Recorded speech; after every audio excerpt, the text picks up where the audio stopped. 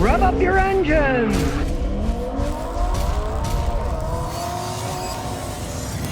Well, Volvo is now teasing a luxury electric vehicle called the EX90 Excellence. Pretty swanky looking thing. Now, everyone knows I'm not a big fan of electric cars, but I do have to tell you something. Yesterday, a guy brought me a brand new 2023 Volvo. It was all-wheel drive. It had front and rear motor. It was designed as a car, not some spaceship crap like Elon Musk is doing. When you got in that Volvo, it was a luxury car with a regular steering wheel. Even the dash had gauges on each side, looked like a regular car, not some crazy space age thing. It had a gear shifter, not some magic button or whatever. Gear shifter had a crystal, handmade crystal handle. It was really cool looking, I gotta say, but beyond just looking cool. That thing, it was comfy. It had wool-based seats, and they were comfy as can be. They're warm in the winter and cool in the summer. I mean, it had all the bells and whistles, and it blew me away with the acceleration. It was fast and fun, and it handled, and guess what? Not unlike a Tesla, this particular Volvo electric car, it was made in Belgium, and it was made quality. Now, it was funny because they make them in Belgium, right? And they also make them in China. And the funny thing is, it seems to me from what I've seen that they're sending the better made Belgian ones to the United States, even though Belgium's part of Europe, right? And they're shipping the Chinese made electric Volvos to Europe, even though they're making them in Europe. They're getting the Chinese ones, where in the United States here, we're getting the Belgian made one. I gotta say, that was a tight car. Now, of course, all the crap with electric cars, infrastructure, all that, I realize that's still the same. That's not going to change. You'd have to build it up, you have to build new power plants, all kinds of crap that doesn't exist. Build new power lines, the ones that are here today can't stand it. But the car itself, I tell you, I was impressed. And here's a picture of it. I was filming it. It's a C40. There's the front. As you clean his windshields with it. That C40 impressed me. I am not an electric car fan by any stretch of the imagination, but that was a well-built car. Now, granted, as it sat, $68,000, $70,000. The customer didn't buy it. He leased it. But originally, they wanted $780 a month and $5,000 down to lease it for 3 years. He got him down to $645 a month and $2,000 down to lease it. But you could only put 10,000 miles a year. So, I mean, there's limitations on a thing, right? They're very expensive. There's no arguing that. As a car, I got to say, I was impressed by the thing. He had to fill it up on a highway like about every 190 miles with electricity, driving 75 miles an hour. So I was impressed by that Volvo C40. I do have to say, no, I wouldn't buy one. They're way too overpriced. And if everybody bought electric cars.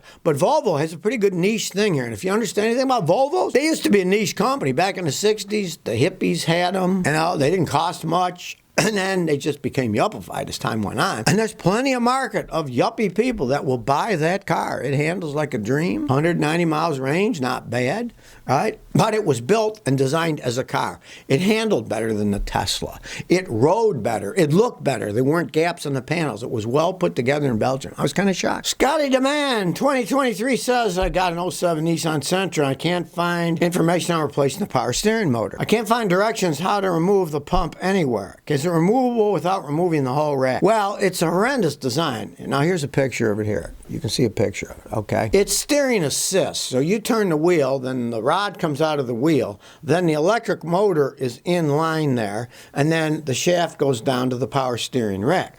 Now, you don't have to remove the power steering rack, but you got to take the whole steering column assembly off, and it is a pain in the wazoo. They don't care about fixing these cars once they break. This is why I don't like electric power steering. At least with this, you can buy the electric power steering boost pump, right? You can buy it. You take a Ford, most of the Fords, you got to buy the whole steering rack with the motor built in. That's how they make most of them. You got to buy the whole, at least this, you can buy just the motor. You want a brand new one, man, super expensive. This particular one is $1,700. That's why a lot of guys go to a junkyard and try to buy one for $80 and hope the stupid thing works, right? It's ridiculous because they're little electric motors. They shouldn't cost much to make, right? But who's going to make them with that specifications? Nobody but the Nissan dealer. So they can charge whatever they want. Now, do look around. Maybe you can find a company like Cardone. Maybe they're offering remanufactured ones. Cardone's pretty good. I'd buy a remanufactured one because the prices of those new ones will make your head spin off. BT says, my rear subframe is rotting out of my 2004 Highlander. I'm in Pennsylvania. I'm told the rear subframe is rusted badly and won't pass Pennsylvania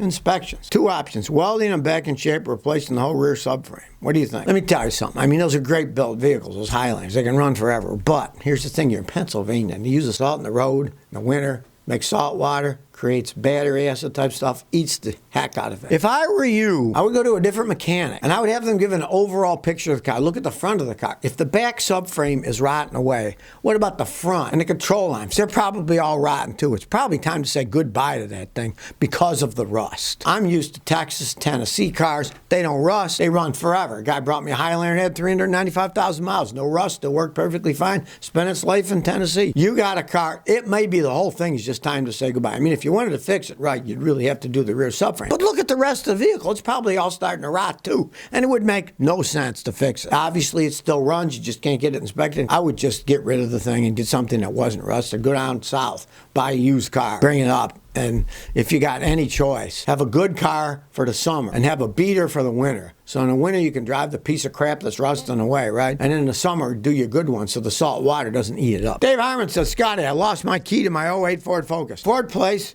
wants $600 to $1,000 to replace it. Is there a chip in the key? They're ripping you off. Numero uno. Listen to me. I'm trying to save people money here. Always have at least 2 known good keys, okay? I got good ones in my drawer. Something happens. You lose a key or the key you have breaks. You got one that works. Then you know what I do? I get the one that works. I start the car and I drive downtown Clarksville and I have the locksmith make me another key.